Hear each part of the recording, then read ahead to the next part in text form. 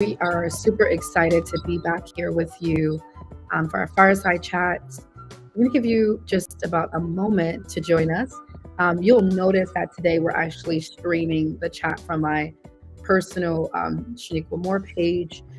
Typically, we would stream it through the agency's page, iRaise Girls and Boys, but we wanted you to be able to see the content and to get the notifications. So we thought it not robbery to switch over how we're streaming or what page we're streaming this. But today we're really excited because we have an amazing guest with us, Julian Smith Jr., who is going to be speaking to us about a very important topic you do not want to miss, and that is education and the pandemic, how the pandemic has affected the education of our children. So don't go anywhere, stay with us. We're only here for 30 quick minutes, and then you can get back to your lovely days. We want you to also do us a favor, please support the content.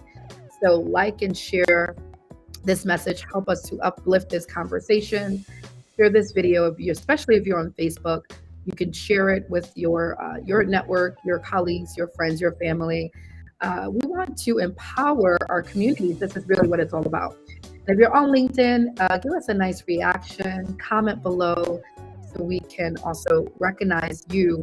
And we want you to be a part of this conversation because it is important. We are talking about our future. We are talking about our children. What greater topic is there to discuss than our youth today? So do us a favor and support the content because we believe that it is motivating and inspiring a generation that needs to hear it. We're going to jump right into it. Julian, thank you so much for joining today, for being with us. You were previously a guest on our ATL Rise podcast, which has not yet been released. We released a sneak preview, but we did not release the actual episode yet. For those of you that are waiting to hear that episode, it will be released this Friday. So we're excited about releasing that as well. But today we are focused on education and our young people. What's going on with our youth? What's going on with the education outcomes of our kids? And we have none other than Julian Smith Jr., who is an educator out in the Metro Atlanta area. So we're excited to have you, Julian. Thank you so much for being with us. I'm glad to be here, Miss Moore. Thank you. Yep. Yeah, I'm looking forward to the conversation, as you mentioned, as a educator being on the front lines to see the true fruit of what's happening and what is really going on in the classroom and in the community. I'm glad to be a voice to share what's going on. I love that. I think it's so well said. Really a voice, because I think there is a gap and a misunderstanding with really what happens in a classroom. And so a lot of times we speculate and we put pressure on teachers and we point the fingers. This conversation is not to point the fingers, it's to come together as a collective and to lift up the things that we don't always see, which is in the classroom. But I want to formally introduce you really quickly. Julian Smith Jr. is a musician, educator, and servant leader.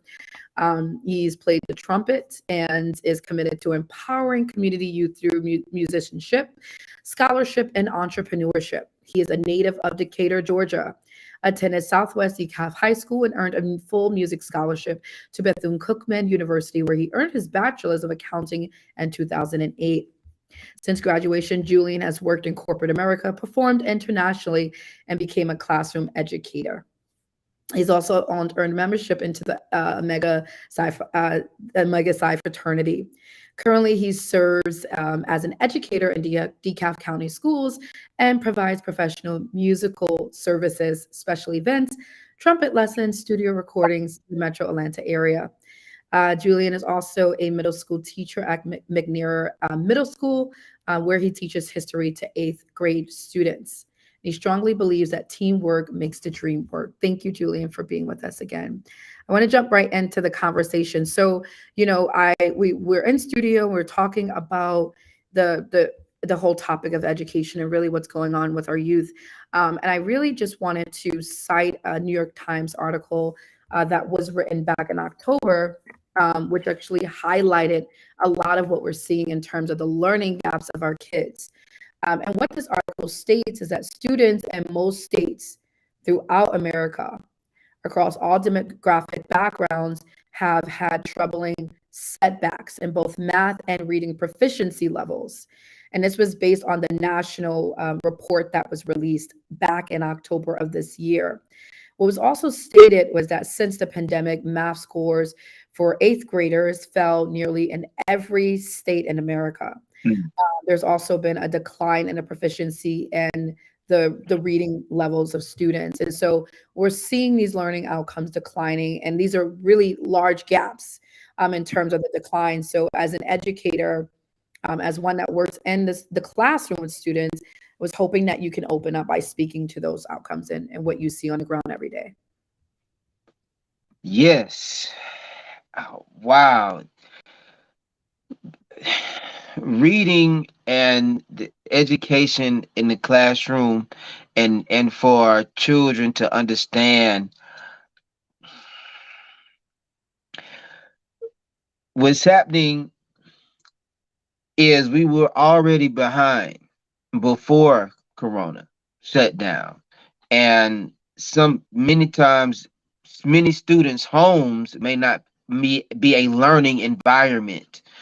And many parents aren't teachers. That's a real skill, which Mhm. we also was revealed as a real need in the community, Yeah. uh, for the children to actually learn. So we have a situation where these children were in that environment for a year, when before they even entered into the environment, they were already reading below grade level. Right. So now it's a situation of we we just do our best to be creative where the children are, Yeah. and have them understand where they are so that they can be able to have the self courage to know, okay, hey, I'm on this level. I got to get up to eighth grade level. Sure. Uh, so it looks like very a lot of adjustment. Yeah. Um, You know, you said something very interesting, and that was before the pandemic, we were already behind. And I was wondering if you could speak a little more to that. And I guess what I'm hearing you say is there was already a learning gap that exists, and I'm also speculating that that gap was within communities of color. And so what the pandemic did was it did not necessarily create the learning gap, but it really mhm. widened it.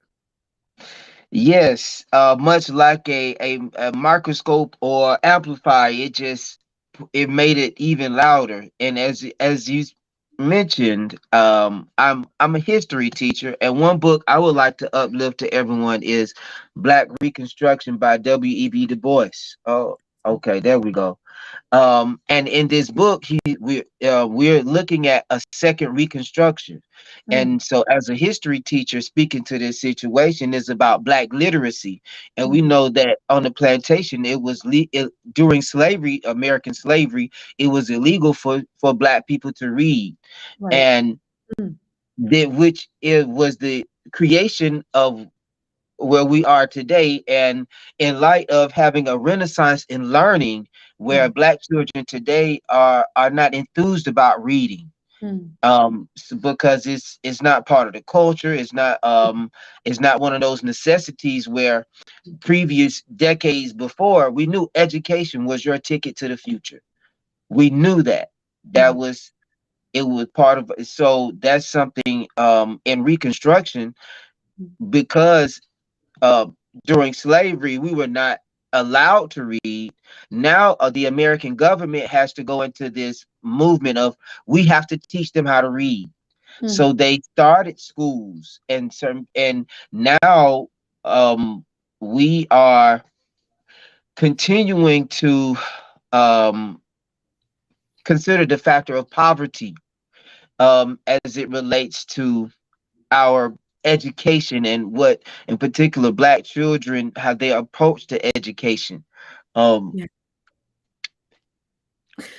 You know, I love the way that you talked about the intersectionality between, excuse me, poverty and education, but also bringing that historical context, of course, as a history teacher, with the fact that for centuries we were barred from even learning to read or write.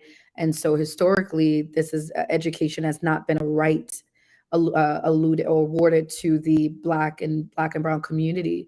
And so I think in many instances, we're seeing that same theme just played out or repackaged, right?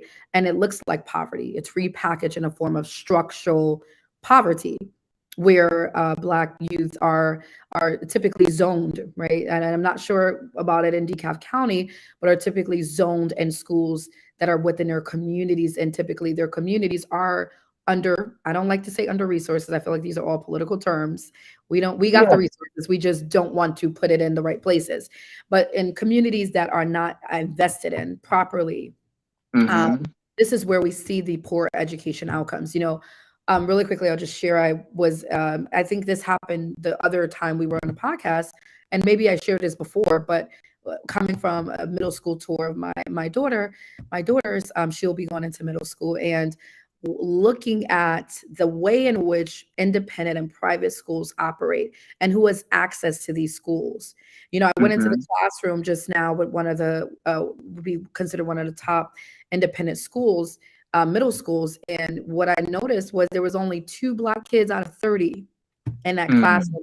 And so who has access to these quality education, Mm-hmm. what would be considered quality education? Because we know public education, as much as we want it to be quality, it does not meet the standard of quality. Our kids are not receiving the education that they deserve and that they need. And Mm-hmm. so, of course, and this is historical, and structural poverty plays a role into it. There is an intersectionality between Yeah. poverty and education. But if and I went on a little bit of rant, but if you can just dig a little deeper into how poverty affects learning outcomes of youth. Yes, indeed. The root of poverty is ignorance, which goes back to the schools.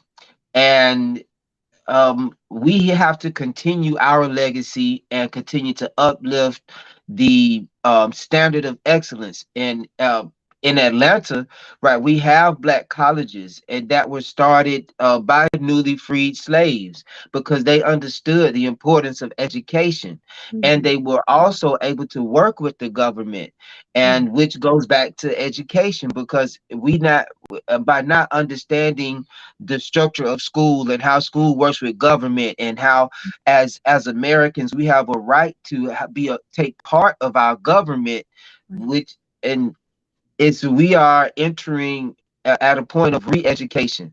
So Dr. Mm. Carter G. Woodson, he wrote the miseducation of the Negro, right? Mm. The father of Black history. Now so that's the cause. The other half is the re-education Right. and on the massive re-education. So we have a situation where a lot of times parents may not know how to do the homework, you Right. know, and which goes back to education. And it's about the collective having this focus on education. I wonder what re-education looks like. In your words, if you were to paint a picture of re-education within Black communities or Black predominated public schools. I think it goes to performance-based education, where if a kid is in science, we're producing. If a kid is in education, okay, we're writing. If I'm in arts, we're producing. And right now we're at a test based where kids, did you pass the milestone? Mhm. So Mhm. that also looks like our programs like iRaise and My Foundation, nonprofit organizations, partnering with churches, hosting after school programs and summer school programs, because the public school system is doing what it's doing. So Mhm. now it's an opportunity for, in particular, for Black churches and Black social organizations Mhm. to operate these after school and summer school programs. Yeah. You know, I really love the way you define re-education as a collective or community effort. So not putting all the emphasis and weight on the Department of Education, but really looking at this as a pivotal moment in our era to be able to look at the church, the other social organizations and the ways in which they can now begin to rise and to places to really support and help our youth and move them forward, especially learning wise. I think it's such a powerful, profound point. And I think oftentimes when we're thinking of education, we don't see the way in which churches and other social organizations can play such a powerful role in really educating our children. And I can't remember where I heard it from, but education really started with the church. Catholic Yes, churches would be the ones to educate our children. And so I think again, there may have been a falling away over time, but now more than ever, I think is the time where we need to re-educate or get back to that place where the churches are involved, the social organizations are involved, and helping our kids move forward in their learning outcomes.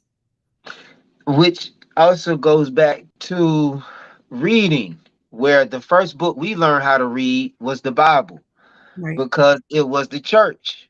And Right. so what that did, we also learned some sense of God. Our Yeah. children, they had because we're gonna learn how to read and the book, and so now they are born with a morality, Right. which is another aspect of I like what you mentioned about the falling away. Right. So integration, especially, um, it had its negative effects on our schooling.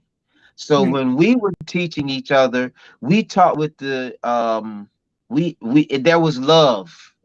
It Right. wasn't just a so because we could not go into these other schools, they say no. So in particular, the University of Georgia, the University of Alabama, while they have many young black stars today, about 60 years ago, they weren't allowed on the campus. Mm. Wow. You talked about love being part of our, I guess, our atmosphere, and when we're teaching kids, and I, in many respects, feel like that is something a very vital ingredient that's missing from many school cultures. It's very simple, but yet so profound. Kids need to feel loved. They need to feel like they belong. They need to feel like they're accepted. And I think many of our kids lack that feeling. And it kind of leads me to my next point, which is on social influences and some of the things that have influenced the learning outcomes of our kids, not just recently since the pandemic, but also if you can sort of talk to or speak to ways in which social influences as a whole, Okay. namely communities of color, impact the learning outcomes of our kids. Yes, indeed. That's beautiful. It goes back to that result.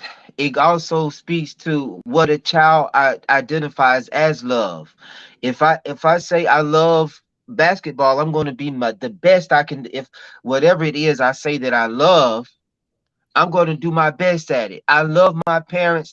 I want to make my parents proud. Right. So now that aspect of our children is so that sure, as a teacher, I can bring the love.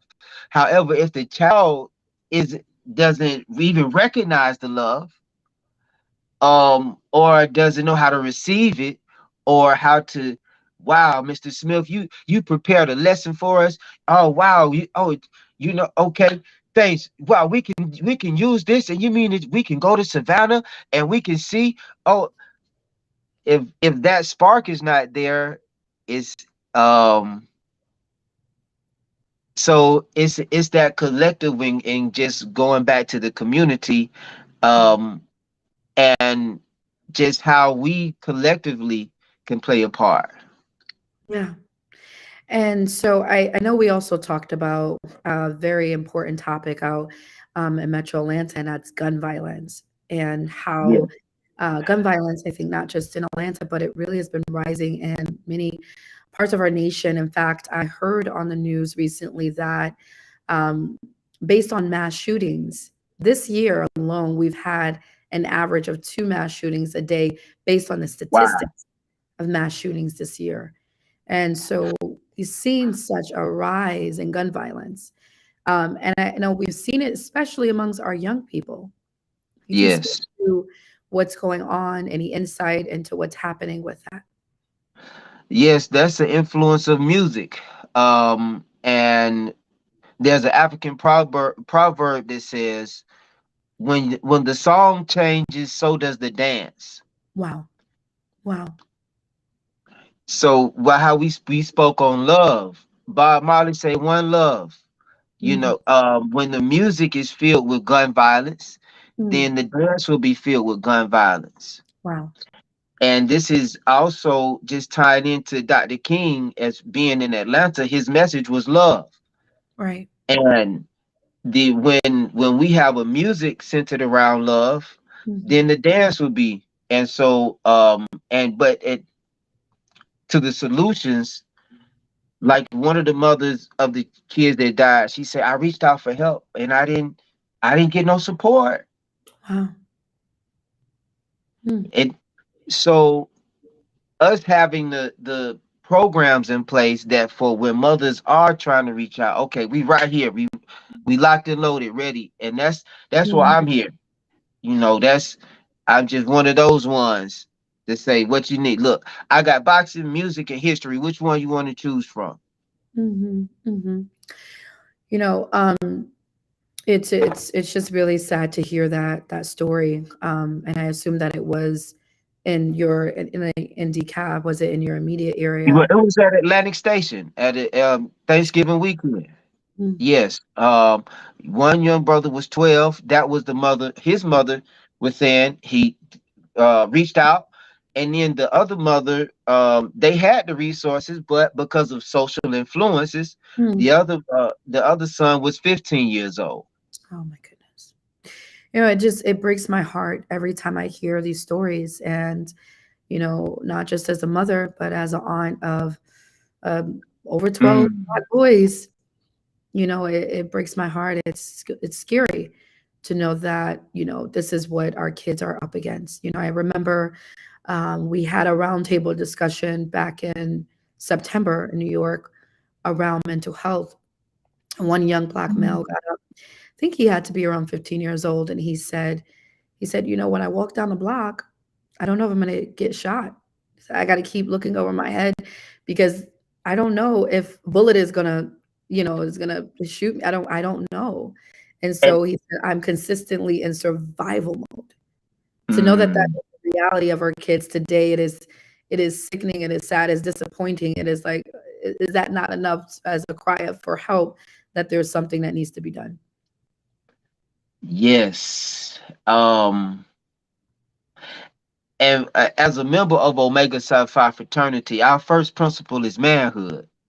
Mm, And this is a real crisis amongst black boys, is for mm, them understanding what it means to be a man. mm, mm. So what also adds to the whole gun violence thing is what with the social and the music is the drug abuse. And Wow. so the boys, and then now that they have more access to it, they don't Mhm. know that they're depressed and that Right. they're really trying to cope through Mm. and numb the pain. So Right. now I don't I don't feel it when I shoot to my brother. I Mhm. don't. Mm. Because Yeah. there's already a numbing effect, and I think that's such a really um, profound statement, that there are ways that kids try to numb what they're feeling Mm, or numb what they're going through. And when you're in that stage of numbing, you can't be empathetic. So it mm, becomes easier to take someone's life. It becomes easier to shoot or stab someone if you're not even in touch with your own self, because you have to numb your own pain. When reality, there might be some mental health issues underneath that's being uh, you know just covered up. And I think that a lot of our kids might even be in that place where they're covering up a lot of trauma, they're covering up abandonment, and they're trying to numb the pain, and they're trying to cope through maybe music that might be violent, that helps them to forget, or through violence or through other ways. But as we're coming to time, I'm wondering if you can speak to some solutions to yes. anti-gun violence initiatives, real ones, not not the ones on paper that we talk about, but I'm talking about real solutions that speak Sure. to Black communities, that is effective by Black people. Yeah. Created and implemented by Black people, because that's important too. A lot of times we have people coming into our communities telling us what we need and how to do it, and they implement it. That is not the solution. I do not agree. I will tell you on live, I 100% disagree with it. We need Black Well, people designing and implementing those programs for our Black children. you, God has blessed you to be looking at the solution, the answer. And that solution is boxing. That solution is music. And so that these boys, they can learn character development through boxing and physical fitness, which is the physical fitness will also detox them from their mental and that drug. Um, with the music, you can learn an instrument and get yourself a scholarship to college. With the history lessons, learning who they are and learning that standard of excellence. And so this is um I'm choosing to pick up the mantle of Dr. King. Amazing. Uh, so through nonviolence, and love and beloved community. And because the beauty of it today is we have all the resources in place. We have a Black mayor, we got Black city councilman, we got Black billionaires, we got Tyler Perry, we got Mm, I mean, what is it we don't have? We have colleges. mm, And so now, I believe the solution is we have to set the fire, mm, and also setting that model. And yeah. this is my solution with the boxing Mhm. and the music and the history. I love that. I think it's so, it really speaks to what Black males and I believe females need. Mhm. You talked about the boxing, being able to appropriate that aggression or that anger into something that's more positive, and something that can benefit and build them and teach them character development, which I believe it is really lacking. But I think these are amazing solutions. If you can just speak to quickly, as we're coming to a close, a little bit about your foundation, and I know you talked to it a little bit, but what services you provide and how you help in the DeKalb community. Yes, the name of my foundation is the J.K. Smith Senior Foundation, after my late father, who was an educator and in uplifting the manhood, through the boxing.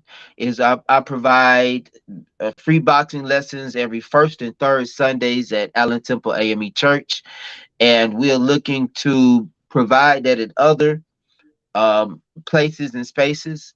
I provide virtual trumpet lessons, Amazing. so, and I also provide history lessons through travel. I've had a mentee. We went to Tuskegee University. We went to Bloody Sunday in Selma, Alabama, and those are the main services that we provide um, right here in South DeKalb and in Metro Atlanta. That's amazing. I'm just so proud of the work that you're doing, and for your bravery and your boldness and picking up that mantle, and being the one to create the solution and be the solution that our young people need. Those of you that are watching, please follow and visit Mr. Smith's website here on the screen, www.jkssr.org. Check it out. Parents, if you're looking for something for your kids to do, you're in the Metro Atlanta area, DeKalb County, reach out, sign up for those lessons. From my understanding, they are free, correct? Yeah. Okay, make sure I'm saying correctly. So definitely reach out if you have any child that is interested, or even if they may not know what they're interested in. So you may just want to register them, put them in a program. It's ran and designed by a Black man from the community, that's also an educator that's doing great work. Thank you so much, Julian, for being with us, for sharing this space with us, for giving us your knowledge, for lending us your wisdom, and for just being an inspiration to to our youth. And thank you for the work that you do in the classroom every day that's often not seen, but we know that it's a lot of work. So we just want to again say thank you, and I appreciate you coming on and sharing this space with us. You're welcome. Thank you. Well, everyone, we appreciate you. As Julian Smith, everyone, thank you again for watching and supporting our content and our work. We'll be actually back on Thursday. And then on Friday, this Friday, we'll be releasing our second episode of our ATO Rise podcast. You just as an FYI and as an update, you can now download episodes of our podcast on Apple Podcast, Spotify, Podbean, and there might be some others that I'm missing out, but those are the ones that I remember. So please do download the episode, listen to the last one that was released. And again, there is one coming this Friday, December 9th. Don't want you to miss it. It is featuring our guest today, Julian Smith, as we dig deeper into some other community issues. Thank you all for your support. We appreciate you so much. Don't forget to share this content. Don't forget to share and comment. Yes, Mr. Smith, I apologize. Yes. I would like to share my cash out for the foundation is $ JKSSR 2020. $JKSSR 2020 to donate to our movement to help cultivate the hidden genius in Black sons. I love that. Please support. Please support. We even no matter what the monetary amount is, invest in Black ran nonprofit organizations. It's right there on the screen. Cash App JKSSR 2020. Please support. If you're in, whether you're in the local Atlanta or DeKalb area, it doesn't matter where you are, you can still support Black young people, especially Black males that need it the most. We turn on the news and we, you know what we do? We're supposed to be wrapping up, but you don't got me started. We turn the news on and we sit there and we complain. But when a solution is in our face, we act like it ain't even there. Don't be the one. Don't be the one. Okay, don't be the one. You see a solution. You see a Black male doing great work, working, specializing with Black males. Go ahead and support. You turn on the news and you see another child, another Black child, life being taken, and we're wondering, what are we going to do? This is the solution. Invest in it. Check it out. Invest in it. Be a part of the solution. We appreciate you so much again. Thank you, Julian, for being with us. Thank you all for watching. Stay tuned for Thursday's episode, and we appreciate you and we love you. Stay tuned. Thank you, everyone. Love.